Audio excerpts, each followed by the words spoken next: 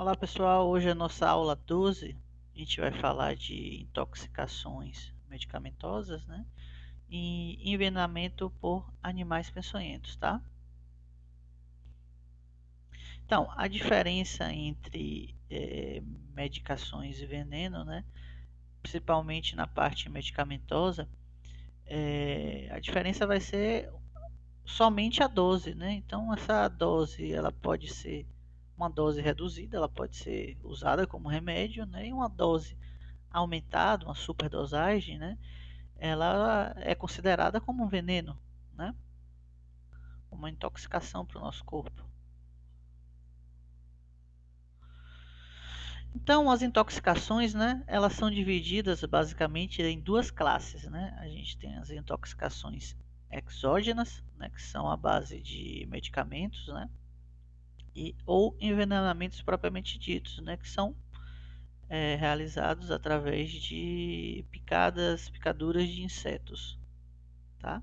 Ou ofídeos, né? No caso são cobras, tá?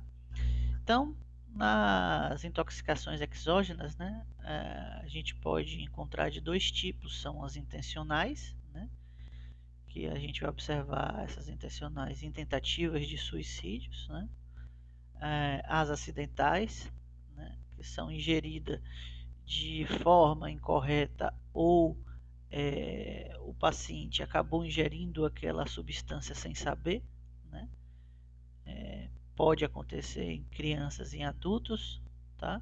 As acidentais a gente vai ter uma maior ocorrência em crianças, tá? Ou em adultos que por exemplo procurem um efeito maior desse fármaco, tá? E as intencionais, né? Maioria em adultos, né? Tentativas de suicídio em geral, né?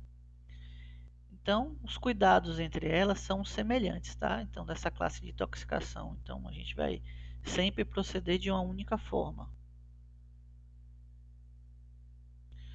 Então, os principais produtos envolvidos nas intoxicações a gente pode encontrar, né, que são medicamentos, plantas, né, produtos químicos diversos, como o chumbinho, que é usado para exterminar ratos, né? Outros também produtos químicos, como agrotóxicos, né? O álcool também ele entra como uma intoxicação exógena, né? Apesar de ser raro ocorrer complicações maiores, né? Por conta do álcool, da droga álcool, né? A gente tem mais complicações secundárias, né? Por exemplo, com o uso do álcool, a gente tem uma intoxicação exógena, né? Através desse fármaco. Não é bem um fármaco, é uma substância química, tá? E através dele a gente pode acabar se envolvendo mais em acidentes automobilísticos e etc. Tá? Substâncias corrosivas, né, como por exemplo a ingestão de querosenes, né?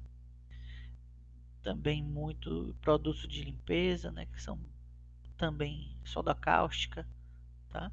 Que são produtos geralmente usados em tentativa de intencional, tá? No caso de suicídio, né? Vias de contatos, as vias de contatos mais comuns, né, que a gente pode gerar essas intoxicações, podemos observar a ingestão, tá, a inalação, a exposição cutânea e o contato ocular, né? O contato ocular ele vai ser feito através da mucosa do olho, né, que é uma via extremamente de uma absorção extremamente rápida, né? Tudo que é mucosa no corpo a gente tem uma absorção rápida, como o assoalho sublingual da gente, né, que alguns fármacos da gente a gente acaba usando de forma sublingual, como é o caso do Rivotril, tá? A gente tem ele, a apresentação dele sublingual. Então, outras intoxicações, né, como por exemplo, um abuso de um medicamento, né, ele vai consistir em utilizar a dose mais altas, como eu falei anteriormente, para obter uma maximização, né, ou seja, um efeito maior e um efeito mais rápido desse fármaco, né, como exemplo a gente pode citar os benzodiazepínicos, né?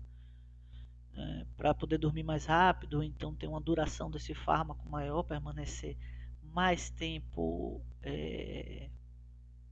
durante o sono, tá? Esses benzodiazepínicos a gente pode usar como exemplo o midazolam, né? Que é uma droga vendida com restrição médica, né? E é uma droga que a gente também acaba utilizando na clínica da gente para uma sedação relativa do paciente, né? A gente acaba acalmando esse paciente mais com midazolam. E aí esses pacientes que acabam viciando, de certa forma, né? Nesses fármacos para dormir, eles acabam, né, utilizando e ficando mais resistente à dose, então eles tendem a aumentar o número de comprimidos ingeridos. Então a gente pode ter, por exemplo, uma depressão respiratória, né? Então o midazolam tem a superdosagem dele, ele provoca uma depressão respiratória e o paciente acaba falecendo por asfixia, tá? Então, a intoxicação aguda em pacientes que usam múltiplas medicações ou que têm uma metabolização, diminuída, tá? Como é o caso da digoxina, então a gente tem uma superdosagem ou uma metabolização diminuída através dele. Ele é um remédio que é usado para problemas cardíacos, né? Como congestão cardíaca, taquicardia ventricular, né? E o efeito colateral dele, ele pode justamente, né, com a superdosagem, a gente ter uma taquicardia ventricular, né? Geralmente em pacientes com insuficiência renal, porque eles não conseguem metabolizar de uma forma correta, tá? Esse fármaco. Também a gente pode evoluir para uma sistolia desses pacientes, tá? Então, temos também por inalação, né, através do monóxido de carbono,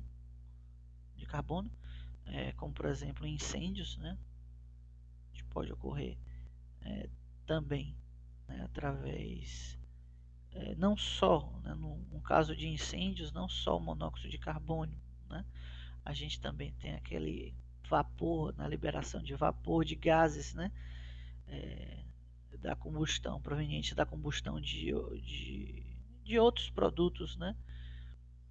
E aí acaba intoxicando, né? Ou então fazendo com o vapor, ele libera, você respirar aquele ar quente, você pode causar uma queimadura, tá? Região de traqueia, laringe, tá? Pulmão.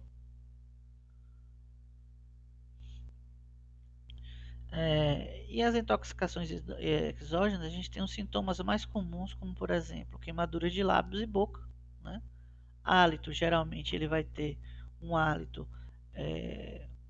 parecido com a substância que foi ingerida, né? Vômitos, a gente pode ter uma alteração na pulsação ou um ataque cardíaco, uma bradicardia, a depender da substância ingerida, perda de consciência, tá? E parada cardiorrespiratória. Tá? Então, as situações mais comuns, né, a gente vai encontrar em tentativas de suicídio, né, através de ingestões de medicamentos por via oral. Então, como a gente vai proceder? Né? Então, se a vítima estiver inconsciente ou com convulsões, né, a gente nunca vai provocar vômitos. Tá?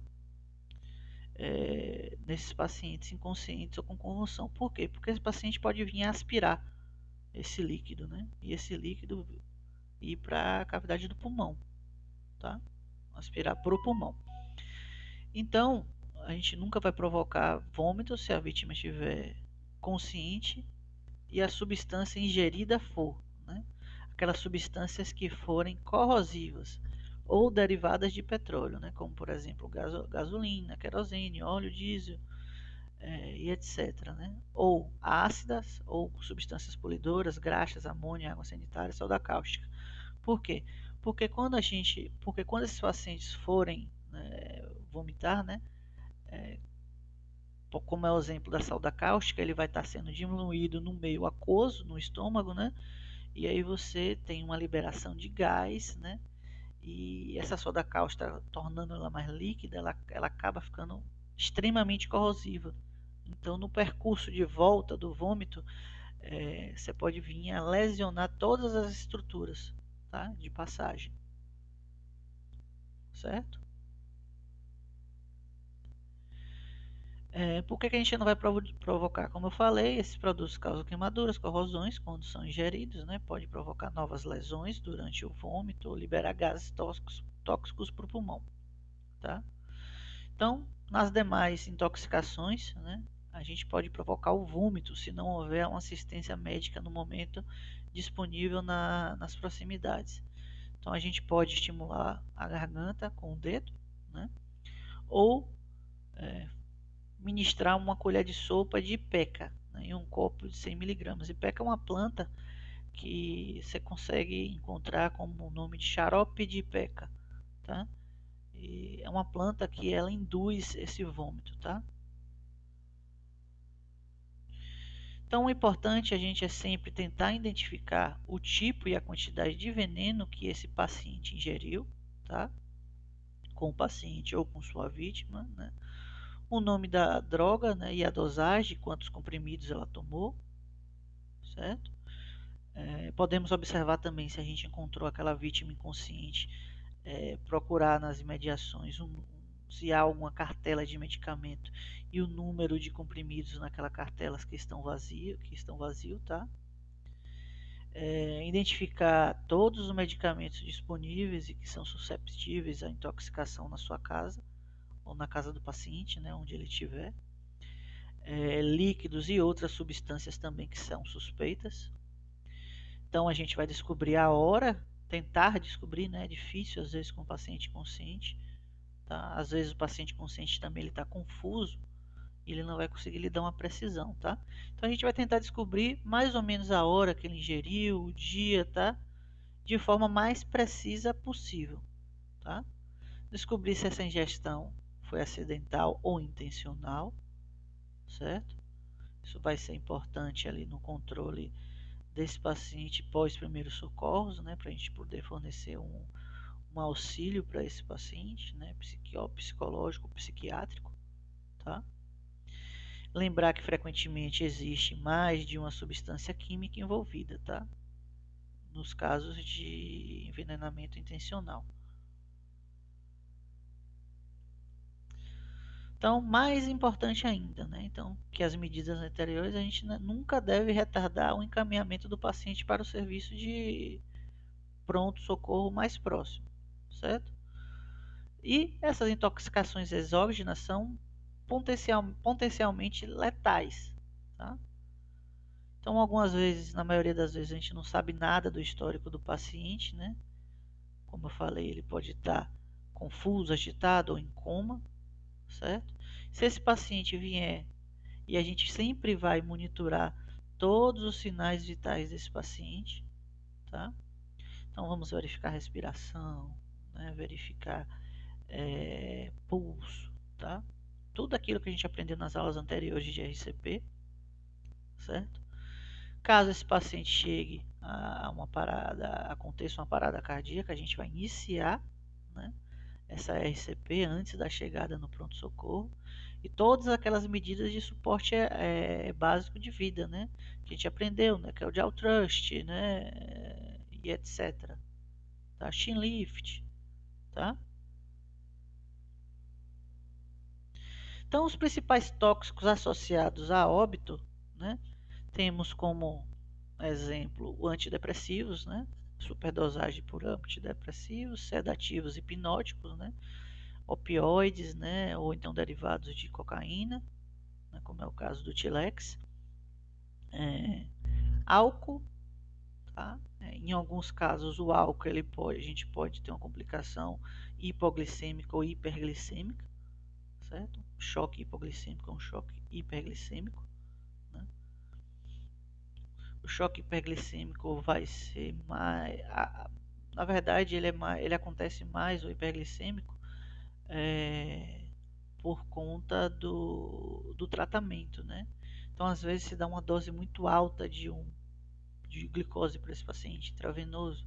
Então se esse paciente for diabético, ele pode vir a cursar com choque hiperglicêmico, tá? Mas normalmente ele acontece uma hipoglicemia, né? Porque o álcool ele impede a glicose, a formação da glicose, tá? E a reabsorção dela, certo? A gente tem neuroepilóticos, como o caso da carbamazepina, tá? Produtos químicos, drogas ilícitas, pesticidas. Na pesticidas a gente tem alguns pesticidas que são absorvidos pela pele, tá? Monóxido de carbono, anticonvulsivantes, aminofilinas, medicações cardiovasculares também, tá?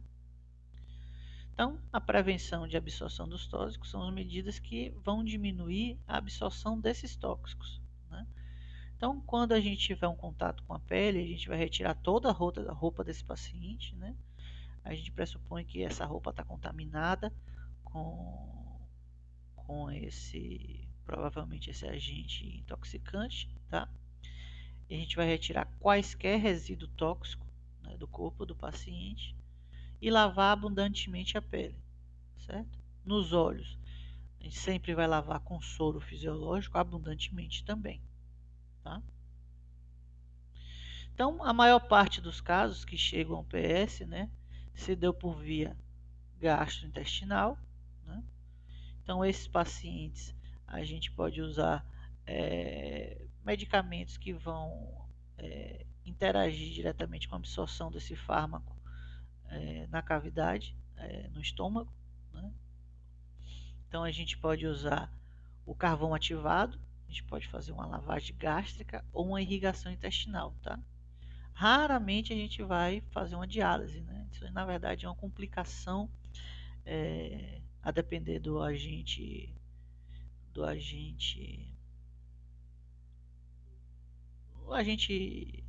da intoxicação exógena, tá? A depender ele pode vir a uma falência renal ou uma falência hepática, tá? E aí esses pacientes vão ser pacientes seletivos à diálise por resto da vida, tá? Então, na lavagem gástrica, né, a gente usa uma sonda orogástrica de grosso calibre, né, e aí a gente administra volumes de soro fisiológico de 100 a 250 ml. Então, a gente está dando uma hipervolemia para esses pacientes, tá? E aí é esperar o retorno do líquido, tá, para a região, certo? E a gente vai parar quando o soro fisiológico ele voltar limpo, tá? Então, toda vez que esse soro fisiológico voltar limpo, aí a gente pode pensar em parar essa lavagem gástrica, tá? Então, a eficácia, ela vai depender do tempo de ingestão. Então, após 5 minutos, a gente tem uma boa aplicabilidade, né? Então, após 5 minutos, a gente vai ter uma taxa de recuperação de 90%. Após 10 minutos, 45%. Após 19 minutos, né, a gente recupera 30%. Tá? E após 60 minutos, então, dificilmente uma lavagem gástrica ela vai ser indicada. Tá? Então, não se indica uma lavagem gástrica de rotina por causa de riscos de complicações. Então, a gente tem riscos de aspiração, a gente tem risco de lesão esofágica, né? A gente tem risco de mediastinite, né, que é a inflamação do mediastino, tá? E etc. Tem outras complicações também, tá? Então, usa-se mais com intoxicações recentes substâncias muito tóxicas ou desconhecidas, tá? Então, quando a gente não conhece a etiologia dessa intoxicação, então a gente acaba fazendo a lavagem esofágica, tá? Ou, desculpa, a lavagem gástrica. Então, também podemos utilizar o carvão atival, o carvão ativado, que tem uma grande capacidade de absorver várias substâncias e, a função principal dele é diminuir uma absorção sistêmica desse veneno, tá? Dessa intoxicação. Então, a eficácia dele ministrada ali após 5 minutos, ele reduz a absorção, né, sistêmica em 73%, após 30 minutos em 51%, após 60 minutos em 36%, tá? E após 2 horas, geralmente ele é ineficaz, porque provavelmente o organismo já absorveu tudo que tinha de absorver desse fármaco ou desse veneno, tá? Então a gente tem complicações também com o uso desse carvão ativado. A gente pode ter vômitos, né, obstrução intestinal, tá? E ele apresenta mais ou menos o mesmo nível de eficiência que a lavagem gástrica, tá? Então, o carvão ativado ele tem suas indicações, né? Então ele vai ser indicado para fármacos, por exemplo, como fenobarbital, né? O ácido valproico, né? A carbamazepina, a teofilina, né? E substâncias de liberação entérica, né? Ou substâncias de liberação prolongada. Temos também a irrigação intestinal, que a gente vai administrar uma solução por uma sonda nasogástrica no intestino, tá? Vamos utilizar essa sonda retal para recuperação desse material. Então essa sonda retal ela vai, de leigo modo falando, aspirar esse material, tá? Então o objetivo dela é fazer uma limpeza mecânica do trato gastrointestinal, né? Então por via nasogástrica a gente tem a irrigação, né? E por via retal a gente tem a aspiração, tá? Ela é pouca indicada para diminuir a absorção dos tóxicos, né? Então ela é mais utilizada ali em pacientes, né, que ingeriram, por exemplo, pacotes para tráfico de drogas, essas coisas, né? E após ingestão de grandes doses, né, de ferro, de metais pesados, né? Então é aí que a gente tem uma absorção mais lenta desses venenos, né? Dessas substâncias. Então aí a gente pode usar uma irrigação intestinal, né, que é para fazer uma lavagem todo esse trajeto, tá? E remover toda essa substância. Então, outras medidas terapêuticas que a gente pode utilizar. Nós temos a diálise, né?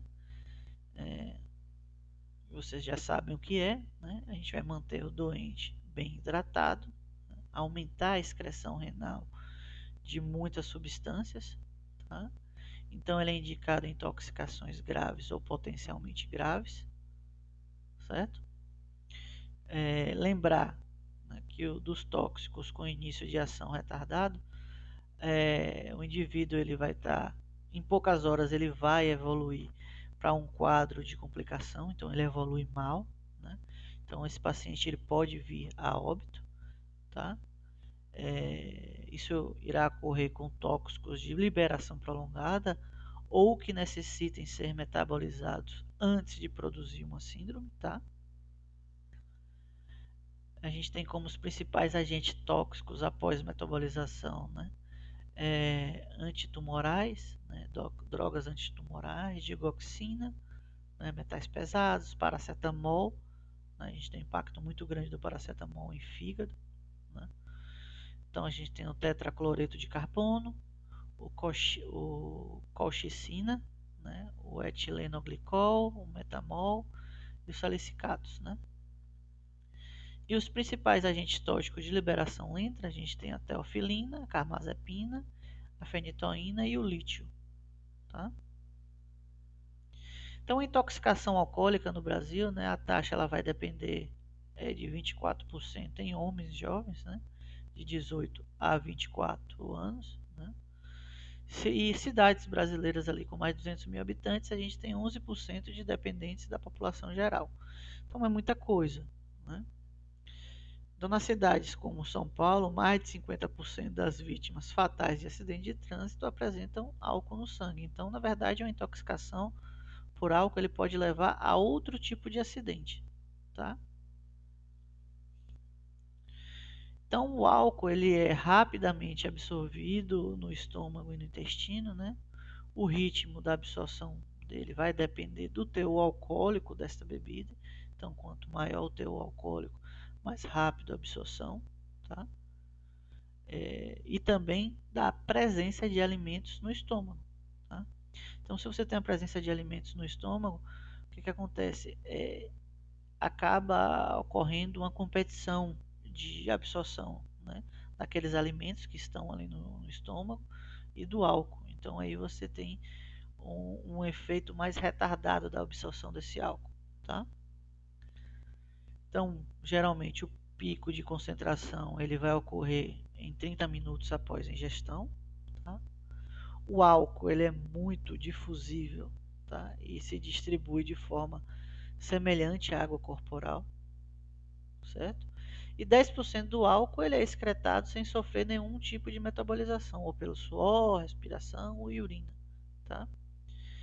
Então, o álcool ele reduz a gliconeogênese, né? Que é a formação de glicose, né? Para poder o uso de energia, certo? Então, para a produção de glicose, tá? Então, quais são os principais sintomas? A gente tem agitação até o coma, né? Então, ele vai da agitação desse paciente até o coma alcoólico, né? Pode ocorrer amnésia nesse período, né? Em casos leves e moderados, a gente tem manifestações cerebelares, né, como ataxia, nistagmo, alterações de fala, tá? Náuseas, taquicardia, tá? Labilidade do humor, então a gente tem uma variedade de humor muito grande, então esse paciente ele pode vir a perder um pouco do pudor, como até ficar muito agressivo, tá? Caso graves, a gente tem o estupor, né, aquele rompante, né, alternado com agressividade, um discurso incoerente, disnéxico, né, e um olhar não conjugado, tá? Então a gente pode ocorrer, né, por conta de atrapalhar essa formação da gliconeogênese, né, a gente pode ocorrer a hipoglicemia. Ela vai ocorrer quando é um jejum associado ao álcool, então há alterações do nível de consciência, tá? Na liberação simpática, a gente tem ansiedades, tremores, sudorese e palpitação, né? Podem ocorrer, né, hipotermia também, tá? A glicemia capilar, né, a gente vai encontrar ali cerca de 40 miligramas menor, né? Então a gente vai administrar glicose a 50% em 100 ml, tá?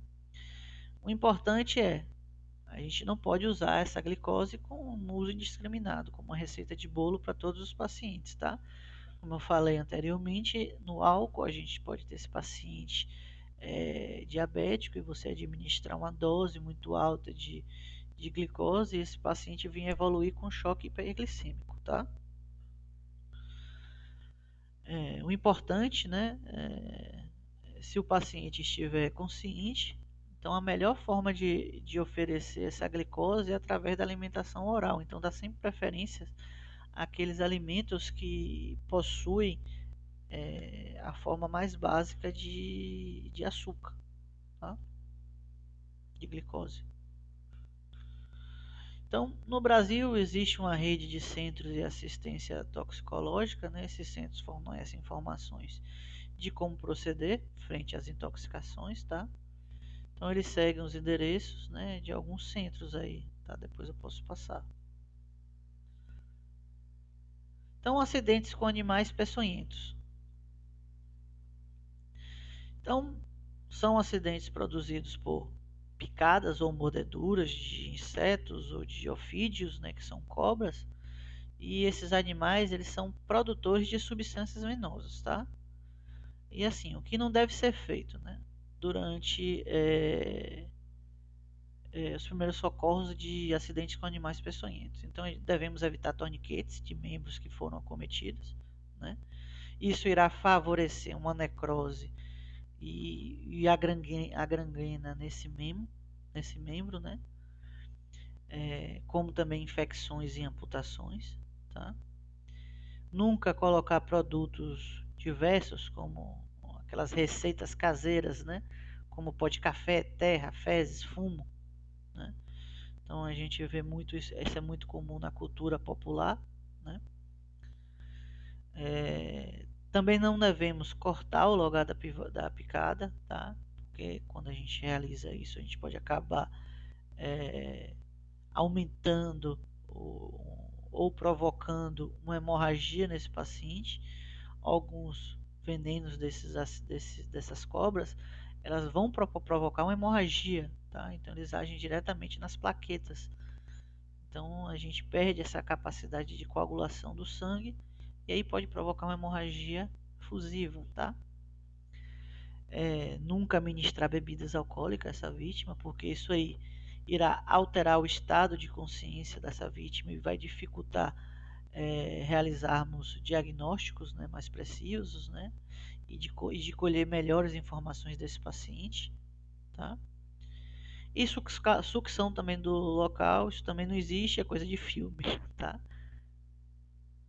Nunca deve realizar, porque isso você está botando sua saúde em risco, né? E também isso não é nada eficaz, tá? Não tem nenhuma eficácia em relação a isso. Então, o que a gente vai fazer, né, nos primeiros socorros? A gente vai manter esse paciente deitado, em repouso, né? Evitar que ele ande ou corra, né? E a locomoção favorece a absorção desse veneno, então esse paciente ele vai ter um aumento da frequência cardíaca. Com esse aumento da frequência cardíaca, a gente tem uma maior distribuição de sangue e eventualmente também o veneno, tá? Entre os órgãos. Em alguns casos, né, o ferimento ele pode se agravar, né, se esse paciente não se mantém em repouso. Acalmar o paciente, né, o estresse ele vai favorecer essa absorção desse veneno, pelo mesmo motivo de evitar que esse paciente ande ou corra, tá?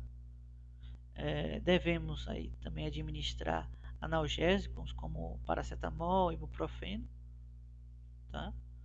A fim de melhorar o quadro de dor. A gente sabe que o quadro de dor gera estresse, o estresse vai gerar um aumento, vai gerar um ataque cardíaco, tá? E aí dessa forma faz um efeito dominó, né? E vai acabar favorecendo a absorção do veneno, tá? E evitar drogas que deprimam o sistema nervoso central do paciente, tá? Isso aí irá comprometer diretamente o nosso diagnóstico diferencial entre acidentes do tipo botrópico e crotálico, tá?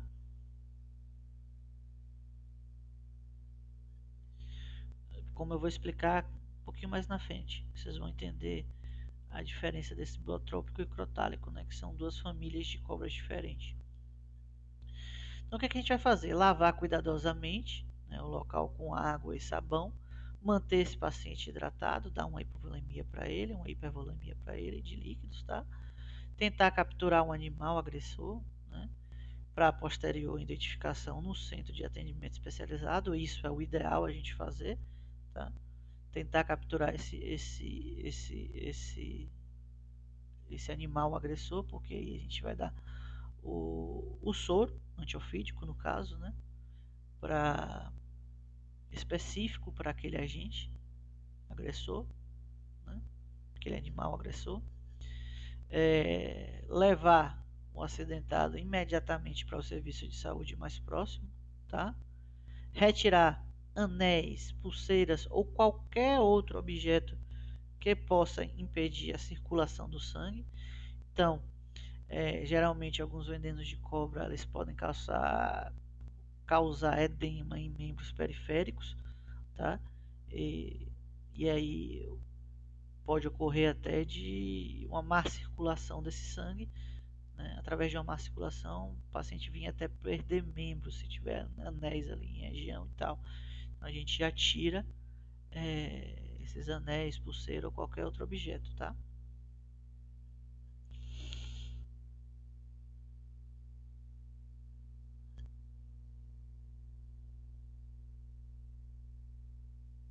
Pronto. Pode ocorrer um acidente ofídico e não se identificar na pele uma lesão característica pelo normal, então é comum que esse paciente tenha sido mordido, mas a gente não consegue identificar nenhum tipo de lesão na pele, tá? Essa lesão ela pode aparecer mais tardiamente ou não. Também o paciente ele pode nem perceber que tenha sido picado por uma cobra ou um inseto, tá? Então, o importante do profissional da saúde é, a partir da epidemiologia, ou seja, saber que aquela região possui tal cobra, aquela região possui escorpião, né? E aí observarmos esse quadro clínico do paciente, né? E através dessa observação a gente vai saber qual soro ofídico dá para esse, ou soro escorpião dá para esse paciente, tá? Lembrar da possibilidade de se tratar de um acidente ofídico, tá? O quadro clínico é muito importante na identificação do animal causador do acidente, tá? Então, o Programa Nacional de Ofidismo, criado em 1987, né, o aperfeiçoamento do diagnóstico e terapias por acidente com animais peçonhentos. A gente tem uma padronização da produção de antivenenos, tá? Educação e comunicação a profissionais de saúde e população como deva proceder, né, diante de um caso de mordedura de cobra, tá? E mapeamento e identificação de serpente e outros animais peçonhentos na região, tá? Então, desde então, a notificação desses acidentes é compulsória, né? A distribuição de soros pelo Ministério da Saúde e a Secretaria de Saúde dos Estados é vinculada à troca de informações de epidemiológicas, tá? E após a implantação desse programa, a taxa de letalidade de ofidismo no Brasil ela caiu cerca de 50%, tá? A gente sabe que só não caiu mais porque parte desses 50% que ficaram, eles estão ali em zonas rurais restritas e etc. E aí ele não tem um tempo hábil para chegar nesses centros, tá? De distribuição de soros. E acaba vindo a falecer. Então, quais são os efeitos dessas drogas, desses venenos no corpo, né? A gente tem ofídeos que produzem venenos neurotóxicos, né? Eles vão afetar ali o sistema nervoso, né? Inicialmente ele vai causar uma paralisia dos músculos faciais, né? Em alguns casos, músculos responsáveis pela deglutição, respiração, né? E dessa forma vir evoluir para uma asfixia, né? E consequentemente morte, né? Temos também aqueles coagulantes, né? Que são aglutinados no sangue que podem causar obstruções de veias e artérias, né? Em casos mais sérios como de coágulos cerebrais ou pulmonares, então levam esse paciente à morte, tá? Ou um embolismo pulmonar, certo? Tem aqueles anticoagulantes que eles vão impedir o sangue de coagular, né? Fazendo o ferimento causado pela serpente sangrar continuamente, então esse paciente vai morrer de choque hemorrágico, certo? Temos os hemorrágicos, né, que tornam os vasos sanguíneos mais permeáveis, né? Então ele irá causar hemorragias internas e externas, levando a sangramento das gengivas e narinas, tá? Em quadros mais agravados, as vítimas podem apresentar hemorragias cerebrais e a falência dos rins, levando à morte, tá?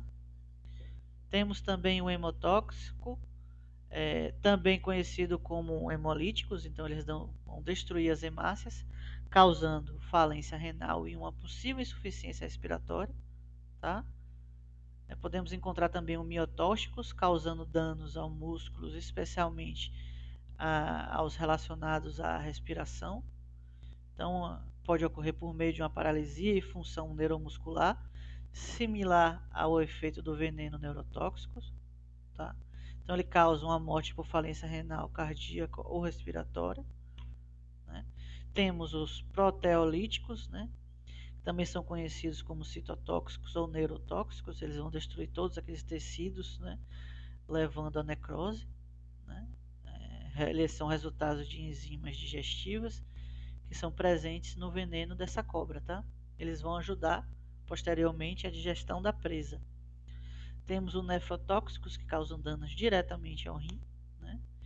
E os sarofotóxicos, que são venenos presentes apenas em algumas serpentes africanas, né? E elas vão promover ali, constricções de artéria coronária, dificultando a circulação sanguínea e pode causar até um ataque cardíaco, tá?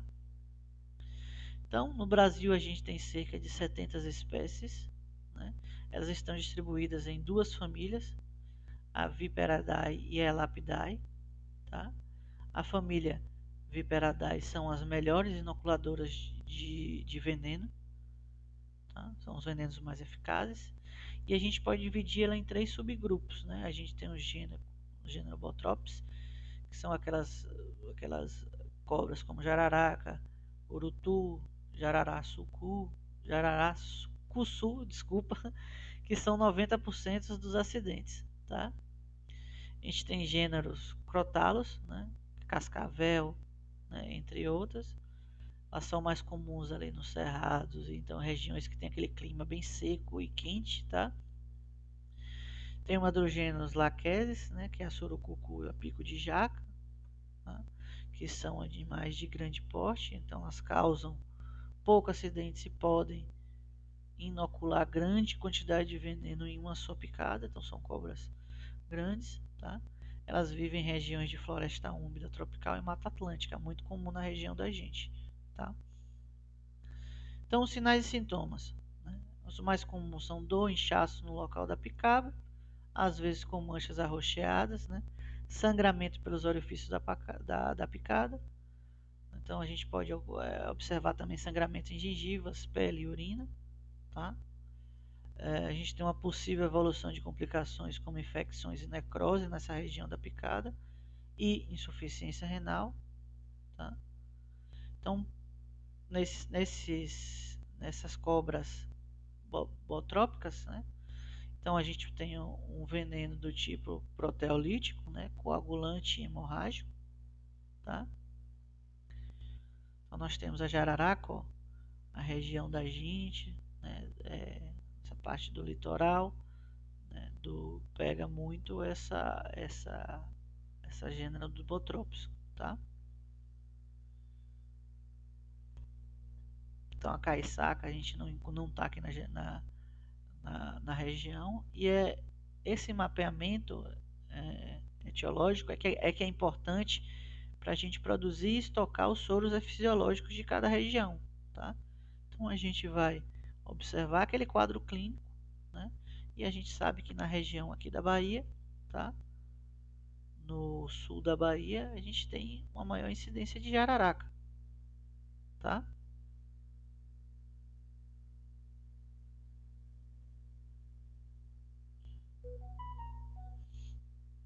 Então, todas essas jararaca pintada, jararaca da seca, tá? Pico de jaco também, né? A gente tem os acidentes crotálicos, que são os crotalos da família crotalos, né? Então, como é que a gente vai observar? A gente tem uma parestesia local, sem lesão evidente, uma sonolência, visão turva e diplopia, tá? Daí que a gente não deve oferecer álcool para esses pacientes, tá? Uma mialgia generalizada, tá? Uma dor generalizada e uma colúria, tá? Que é um escurecimento da urina, tá? Venenos do tipo elas possuem venenos do tipo miotóxico, neurotóxico e coagulante.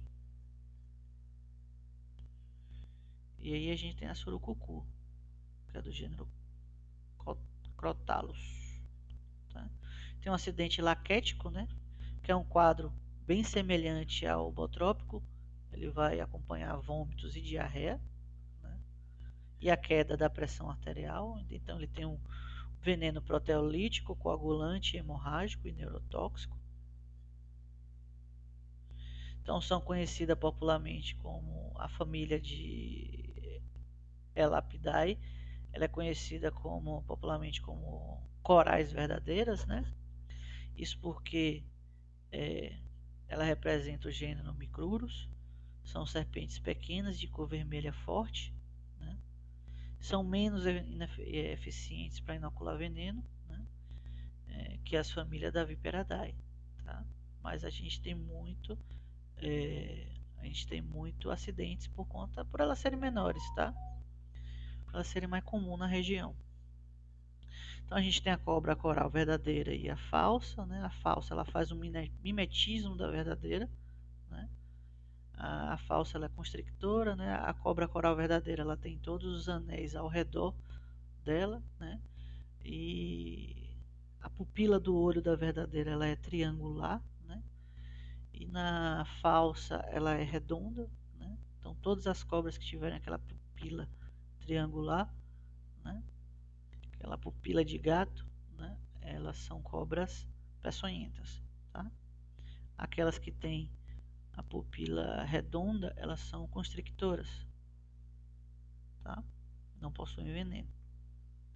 Então, sinais e sintomas. Então, no local da picada não se observa alterações importantes, né?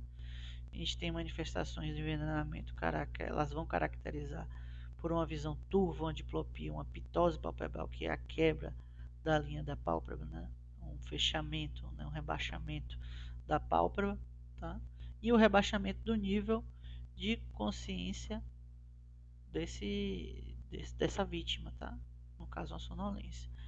É um veneno do tipo neurotóxico.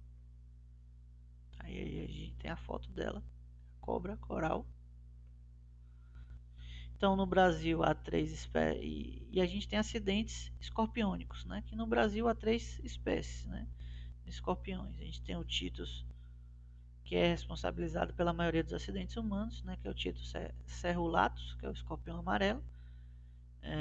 A gente tem a maior parte dos casos mais graves, né? E o Titus baianensis, né?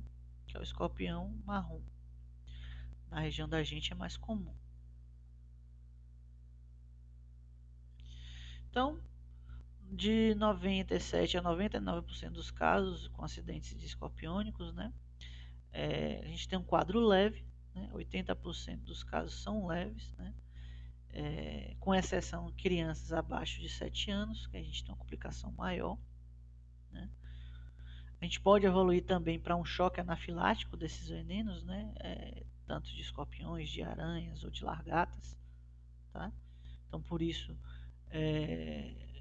a gente deve observar, né, esse paciente.